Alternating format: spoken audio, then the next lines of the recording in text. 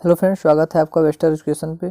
दोस्तों, हम UP TET super TET इतिहास के एमसीक्यू प्रश्न लेके आए हैं जो यूपी टेट के लिए अति महत्वपूर्ण प्रश्न है। इतिहास से इससे बाहर टेट में नहीं पूछने वाला है, यह मैं गारंटी लेता हूँ। तो चलते हैं हम वीडियो की तरफ।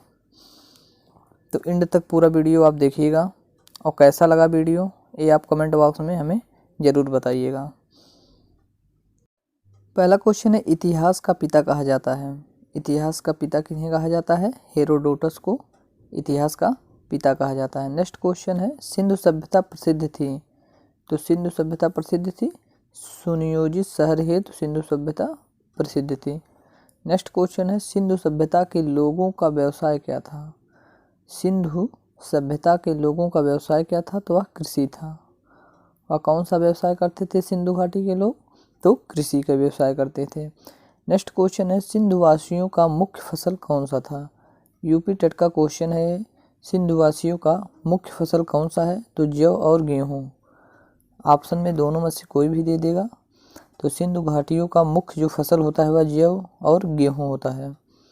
नेक्स्ट था, सिंधु सभ्यता का सर्वाधिक पूर्वी व पश्चिमी भाग कौन सा था? तो सिंधु सभ्यता का पूर्वी व पश्चिमी पूरा स्थल जो था, एक था जो कि पूर्वी था आलमगीरपुर, जो कि उत्तर प्रदेश के मेरठ जिले में स्थित है, तथा सुत कागेंडोर जो कि बलूचिस्तान पाकिस्तान में स्थित है। नेक्स्ट है, सिंधु सभ्यता का उत्तरी और दक्षिणी पूरा स्थल कौन सा है? तो उत्तरी जो था वह मादा था। मादा अखनूर जम्मू कश्मीर में स्थित है। एवं दाईमाबाद जो था वो दक्षिणी में था। कहाँ था? अहमदनगर। अहमदनगर कहाँ पड़ता है? तो महाराष्ट्र में पड़ता है। कहाँ पर पड़ता है? महाराष्ट्र में। तो सिंधु सभ्यता का पूर्वी आलमगीरपुर, पश्चिमी सुतकागेंडोर, उत्तरी मादा और दक्षिणी दाइमाबाद पूरा स्थल है। नेक्स्ट क्वेश्चन देखते हैं, हड़प्पा सभ्यता के बारे में सबसे पहले जानकारी किसने दी थी? तो हड़प्पा सभ्यता के बारे में सबसे पहले जो जानकारी दी थी वह चार्ल्स मैसन ने दी थी। कब दी थी? 1826 ईस्वी में चार्ल्स मैसन ने दी थी। नेक्स्ट क्वेश्चन है, मोहनजोदड़ो एवं हड़प्पा की पुरातात्विक खुदाई के प्रभारी कौन थे? तो कौन थे? सर जॉन मार्शल थे। कौन थे? सर जॉन मार्शल थे। नेक्स्ट क्वेश्चन है, हड़प्पा की सभ्यता थी, ये भी यूपी टेट का क्वेश्चन है। हड़प्पा की सभ्यता थी तो कांस्य युगीन सभ्यता थी। कैसी सभ्यता थी हड़प्पा की? कांस्य युगीन सभ्यता थी। नेक्स्ट क्वेश्चन देखते हैं, सिंधु सभ्यता की लिपि थी। तो जो सिंधु सभ्यता की लिपि थी वह कैसी थी? वह भाव चित्रात्मक थी। कैसी थी? भाव चित्रात्मक थी। नेक्स्ट है, मिस्र के राजा को कहलाते थे। तो जो मिस्र के राजा थे वे क्या कहलाते? वे फराओ कहलाते थे। क्या कहलाते थे? फराओ। नेक्स्ट क्वेश्चन है, खरोष्टी लिपि लिखी जाती थी। तो खरोष्टी लिपि कैसी लिखी जाती थी?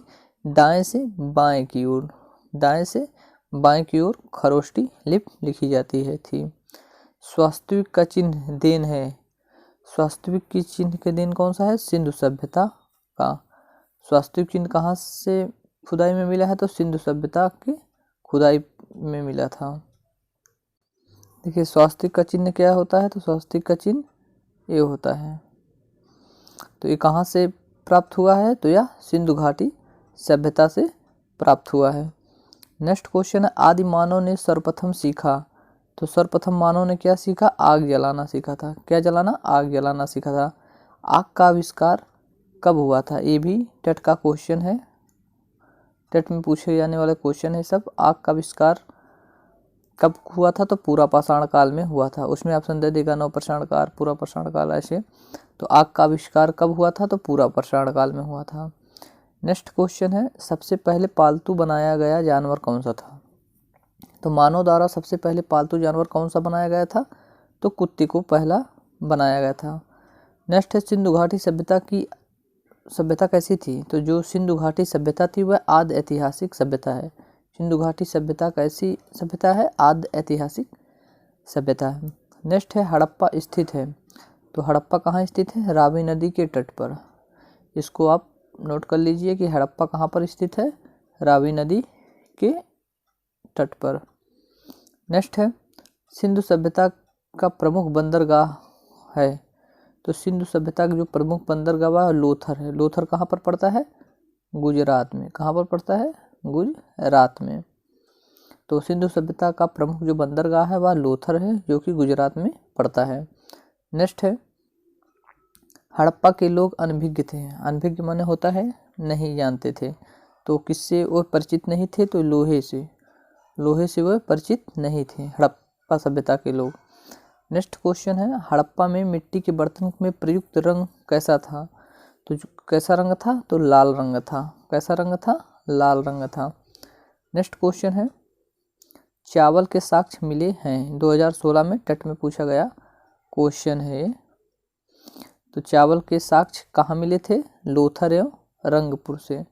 लोथर एवं रंगपुर से आपके चावल के साक्ष्य मिले थे। नेक्स्ट क्वेश्चन है, सिंधु सभ्यता का सर्वमान्य काल था। तो क्या था? 2500 से 1750 ईसा पूर्व। यहाँ पे देखिएगा ईसा पूर्व। ईसा पूर्व हमेशा घटता है। तो 2500 से 1750 ईसा पूर्व। नेक्स्ट क्वेश्चन है, मोहनजोदड़ो स्थित है। तो मोहनजोदड़ो इस समय कहाँ पर स्थित है? वह पाकिस्तान के हिस्से में स्थित है। तो मोहनजोदड़ो स्थित है पाकिस्तान में। मोहनजोदड़ो की खोज किसने की थी? तो राखाल दास ने की थी। किसने की थी मोहनजोदड़ो की खोज? राखाल दास ने की थी। कब की थी? 1922 में। कब की थी? 1922 में मोहनजोदड़ो ने की खोज राखाल दास ने की थी। नेक्स्ट है, नर्तकी की काष्य मूर्ति मिली है। तो मोहनजोदड़ो से। कहाँ से मिली है? मोहनजोदड़ो से। ये भी इंपॉर्टेंट क्वेश्चन है। नर्तकी की जो काष्य मूर्ति मिली है वो कहाँ से मिली है? तो मोहनजोदड़ो से मिली है। नेक्स्ट क्वेश्चन है, सौध सभ्यता की सबसे बड़ी इमारत कौन थी? तो जो सौध सभ्यता की सबसे बड़ी इमारत थी वह मोहनजोदड़ो से प्राप्त अन्नानागार से है। तो मोहनजोदड़ो से जो प्राप्त अन्नानागार जो है वह सौध सभ्यता की सबसे बड़ी इमारत है। नेक्स्ट क्वेश्चन देखते हैं, मोहनजोदड़ो खोज 1922 से प्राप्त प्रमुख स्मारक है। तो बृहद स्नानागार। बृहद स्नानागार मोहनजोदड़ो से प्राप्त प्रमुख स्मारक कौन सा है? तो बृहद स्नानागार। मोसोपोटामिया। मोसोपोटामिया जिसका आधुनिक नाम इराक है का अर्थ है। तो अर्थात मोसोपोटामिया का अर्थ क्या होता है? दो नदियों के बीच की जो भूमि होती है उसे मोसोपोटामिया कहते हैं। अब इसका आधुनिक नाम इराक कर दिया गया है। नेक्स्ट क्वेश्चन है, हड़प्पा की खुदाई थी। तो हड़प्पा की खुदाई किसने की थी? दयाराम साहनी के नेतृत्व में 1921 में की गई थी। तो दयाराम साहनी के नेतृत्व में 1921 में हड़प्पा की खुदाई की गई थी और 1922 में राखाल दास बनर्जी से मोहनजोदड़ो की खुदाई की गई थी। नेक्स्ट क्वेश्चन है, सिंधु घाटी के लोगों ने पूजा की थी। तो जो सिंधु घाटी के लोग पूजा किसकी करते थे? तो मातृ देवी की पूजा करते थे। तो अगर आपसे पूछ लिया सिंधु घाटी के लोग किसकी पूजा करते थे तो आपको बताना है मातृ देवी की पूजा करते थे वो। नेक्स्ट है, पुराणों की संख्या है। पुराणों की संख्या कितनी है? तो पुराणों की संख्या जो है 18 है। कितने पुराण है? 18 है। उसमें से सबसे प्राचीन पुराण कौन सा है? तो आपका सबसे प्राचीन जो पुराण हो जाएगा वह मत्स्य पुराण है। कौन सा? मत्स्य पुराण सबसे प्राचीन पुराण है। नेक्स्ट है, पुराणों के रचयिता हैं। ये एसएससी सीजीएल में पूछ चुका है। एसएससी सीजीएल में पूछ चुका है क्वेश्चन कि पुराणों के रचयिता कौन है? तो लोमहर्ष एवं उग्र शर्मा हैं। तो पुराणों के रचयिता जो हैं लोमहर्ष एवं उग्र शर्मा हैं। नेक्स्ट क्वेश्चन है, वेदों व वेदांगों की संख्या कितनी है? देखिए वेद कितने हैं? तो वेद आपके 4 हैं और वेदांग कितने हैं? तो वेदांग आपके 6 हैं। कितने हैं? 6। तो वेद और वेदांगों की संख्या, वेद आपके 4 हैं, वेदांग 6 हैं। और पुराण कितने हैं? 18 हैं। सबसे प्राचीन पुराण कौन से है? तो मत्स्य पुराण है। और पुराणों के रचयिता कौन है? लोमहर्ष व उग्र शर्मा है। नेक्स्ट है, उपनिषद की संख्या है। तो उपनिषदों की संख्या कितने हैं? 108। तो 108 आपके उपनिषद हैं। और अगर आपसे पूछ ले प्रामाणिक उपनिषदों की संख्या कितनी है? तो 13 उपनिषद हैं। जो प्रामाणिक उपनिषद हैं वह 13 उपनिषद हैं। नेक्स्ट क्वेश्चन है, पुराणों का अध्ययन करने वाला प्रथम मुसलमान था। ये आपके लिए काफ़ी इंपॉर्टेंट क्वेश्चन है, स्टार लगा दीजिए। पुराणों का अध्ययन करने वाला प्रथम मुसलमान। तो पुराणों का अध्ययन करने वाला प्रथम मुसलमान कौन था? तो अल-बरूनी था। कौन था? अल-बरूनी था। नेक्स्ट है उपनिषद विषय वस्तु है, तो उपनिषद वस्तु किससे है, दर्शन का है, किससे है, दर्शन का है। नेक्स्ट है ब्राह्मण ग्रंथ संबंधित है, तो जो ब्राह्मण ग्रंथ संबंधित है वह कर्मकांड से संबंधित है, किससे संबंधित है, कर्मकांड से संबंधित है। नेक्स्ट है सबसे प्राचीन वेद कौन से हैं, तो सबसे जो प्राचीन वेद है वे ऋग्वेद है, जिसके सूक्त कितने हैं, 1028 और कितने मंडल हैं, 10 मंडल हैं। नेक्स्ट है गद्य एवं पद्य वाला वेद कौन सा है, तो वह यजुर्वेद है, कौन सा है, यजुर्वेद, जिसमें गद्य एवं पद्य दोनों है तो वह यजुर्वेद है। नेक्स्ट है शतपथ ब्राह्मण संबंधित है, तो यजुर्वेद से है, तो शतपथ ब्राह्मण संबंधित है तो यह यजुर्वेद से है।